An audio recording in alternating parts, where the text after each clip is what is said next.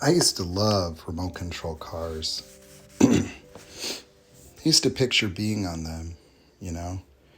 That while I loved them, I used to fantasize about being able to get away. I would have dreams being on a motorcycle,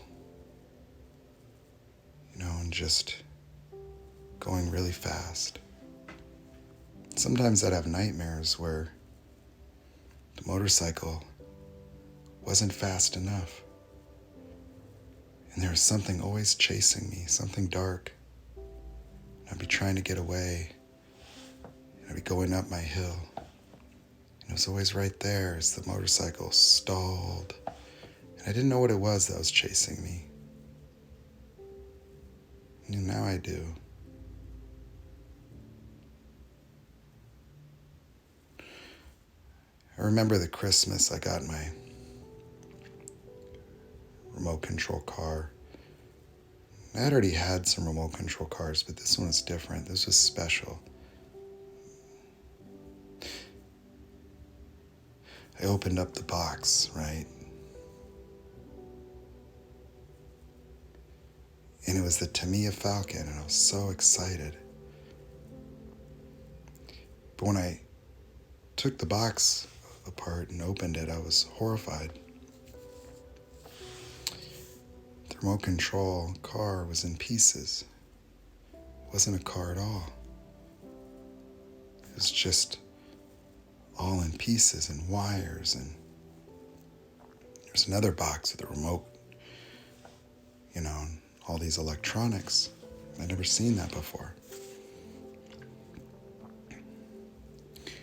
All the remote control cars I had before, you just open the box and you put the batteries in.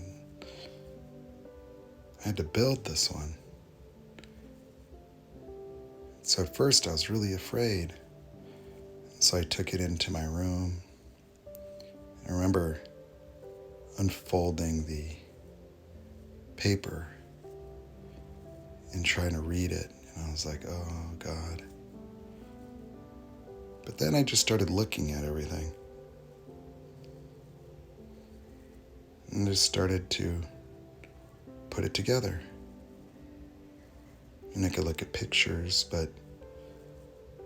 and I just did that. And I ended up putting together the remote control car, by myself. And then I had a remote control car. I remember taking it to my neighbor. I called him Big Michael because he was a lot older than us, and he had a very fast one called a Grasshopper. When he saw my new Falcon, he didn't want to race because it was fast. I remember I took it to school and I would play with it in the sandbox. It was really fast. I built them for my brother. So I built his remote control car too. He had a big truck, And I would build remote control cars as a kid, even ones that were gas powered. My same year, it was really a pivotal year in my life. I remember this particular day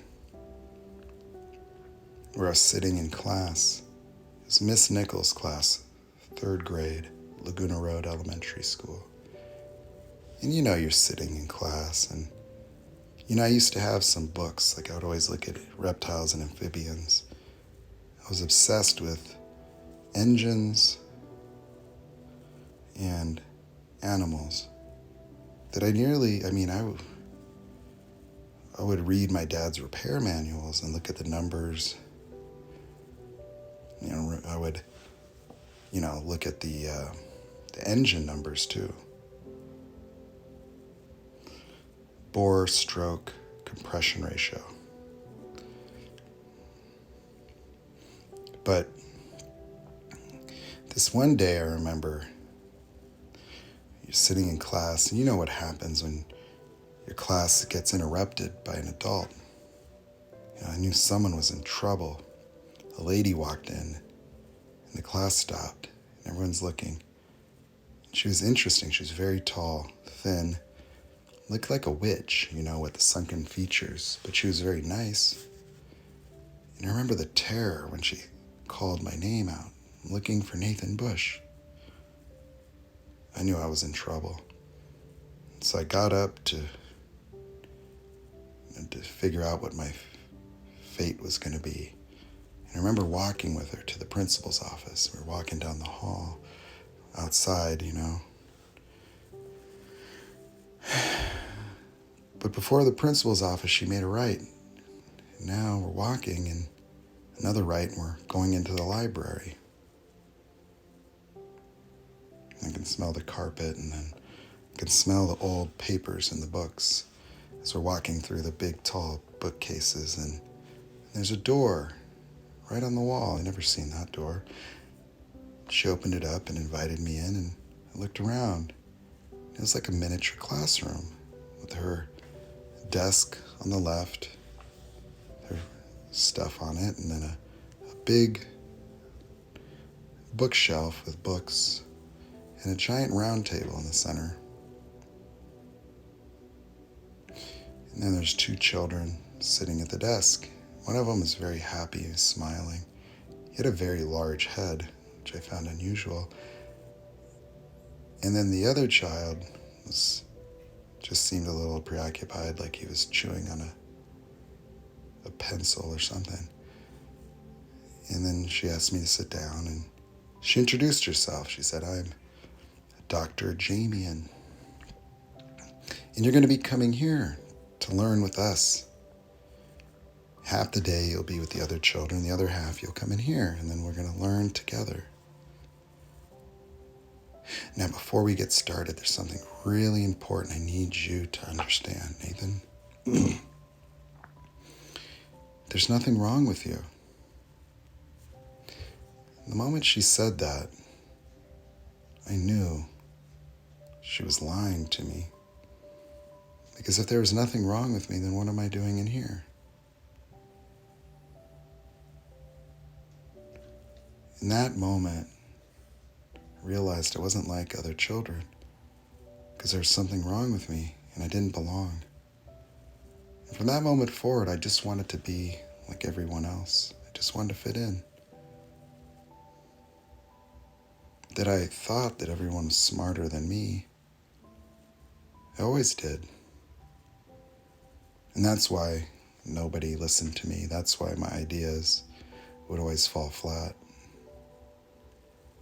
But I would always offer myself to people throughout my life, my adult life. When it came to me, it was much more difficult because to me, I was broken. To me, there's something wrong with me. But it was very easy for me to visualize futures and the possibilities for other people. And I would try to contribute, and I would always use that. I made a person a millionaire by doing 30 transactions in a year in real estate, and would do things like transform bodies as a personal trainer. I was a prodigy when it came to physiology, but I never belonged. And so I was scared about my own future. Some of the people I studied with that studied under me are medical doctors now. And I'd always garner the attention of professors. But I would push them away because I was afraid that I would disappoint people when they figured out that there was something wrong with me, like I knew there was. And that thought haunted my life. It really wasn't until last February where I really let go of the thought of being broken. I figured out the cloud that had been chasing me my whole life. It's the thought that there was something wrong, that I wasn't enough.